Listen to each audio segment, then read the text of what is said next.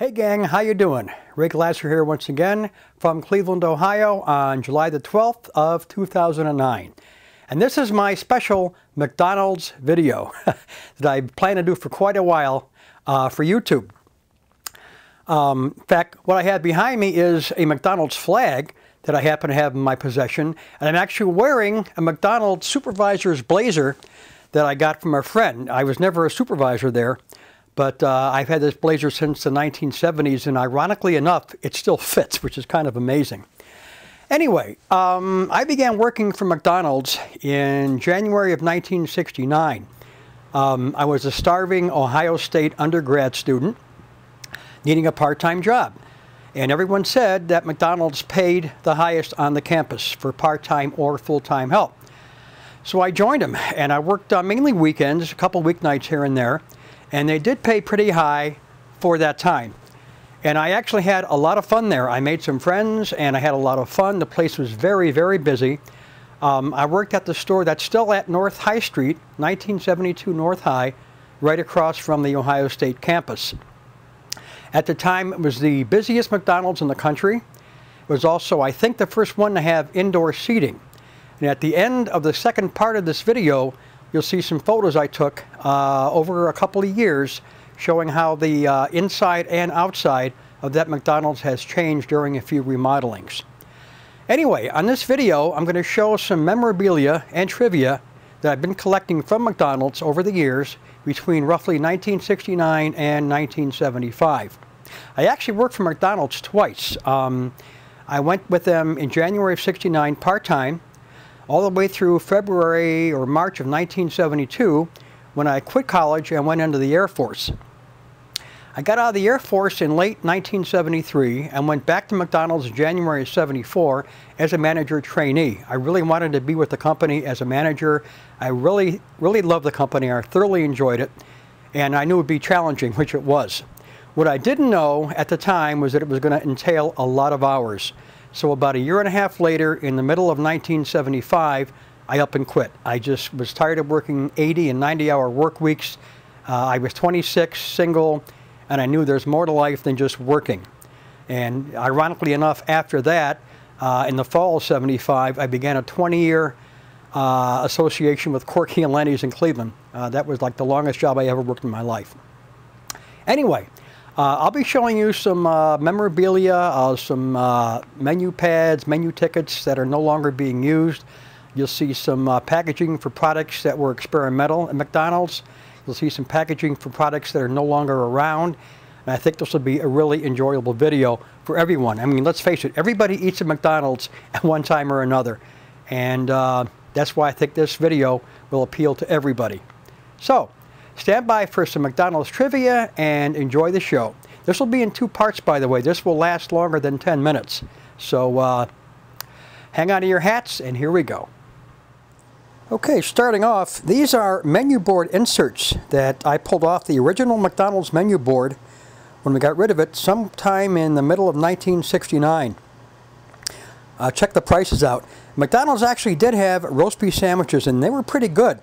They had them twice. They had them in the late 60s and then again I think in the early 70s for a while, which I'll go into shortly. But these are collectibles. I actually tried to sell these on eBay and got nowhere. But so I'm going to keep them. Here's the original Big Mac saying. This is from January of 1975. And this is still going on today. Apparently there was a contest going on. If you could say all this in 4 seconds or less, you would win a free Big Mac. Again, this is January 1975, which was my last year with McDonald's. This is an original sandwich wrap with the original McDonald's logo on it from 1969, and this was used to wrap McDonald's hamburgers. I got about a dozen of these things. Here's the one for fillet of fish, and you might notice that there is a hole in the middle. That a hole was to let out the steam because the buns were steamed on their fillet of fish sandwiches. So they wanted a hole to let the steam out so the bun wouldn't shrivel up. And there's the original cheeseburger wrap, which is in yellow.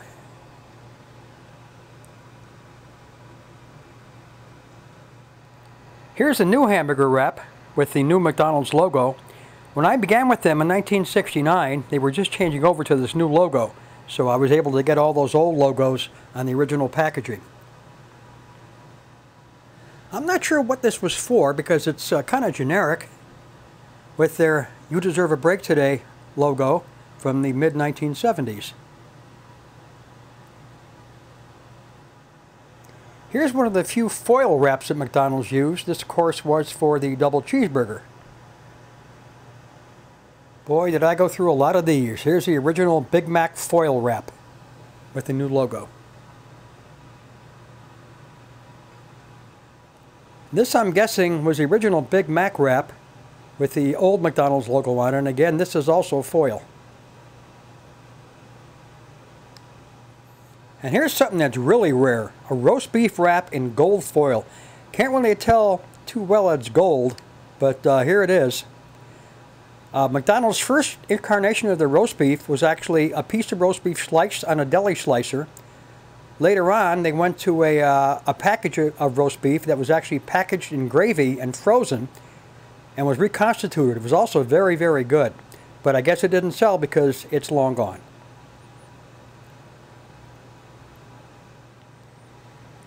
How about McDonald's French fry bags? Here we go. Here's the first and the second. And there's the backs.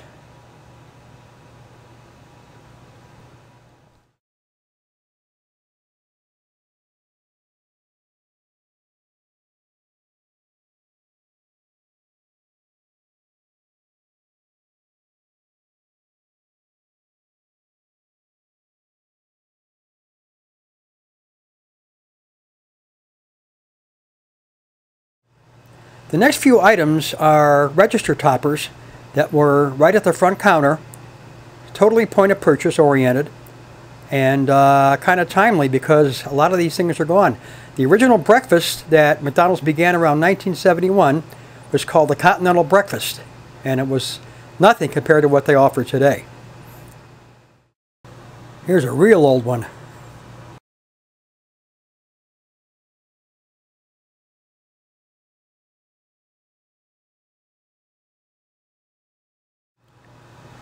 And these were obviously made to hold the menu pads where the slots are, so the person taking the order had a little bit of advertising right next to them.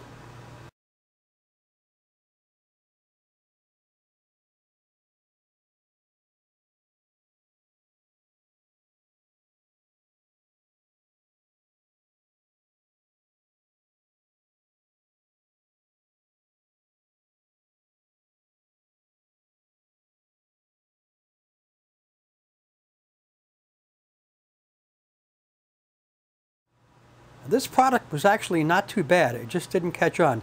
This was out for maybe less than a year in the early 70s. Another product that's ancient history is McDonald's first ice cream product, the Triple Ripple, from I think 1975.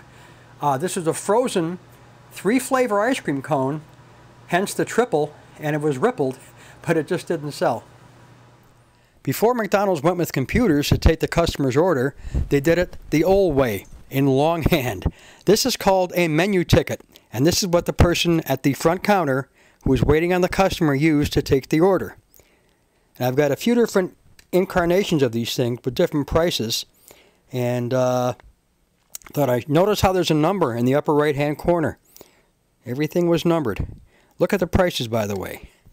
This is probably 1969, 1970.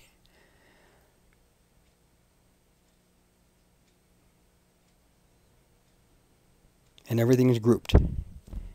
And at the bottom, we have the infamous grill slip. This is when the customer wanted something special. They wanted a hamburger with no mustard, a Big Mac without cheese, a fish sandwich without tartar sauce, whatever. The person taking the order put down what the customer wanted on the slip, gave it to the person running the grill, and that was their grill order.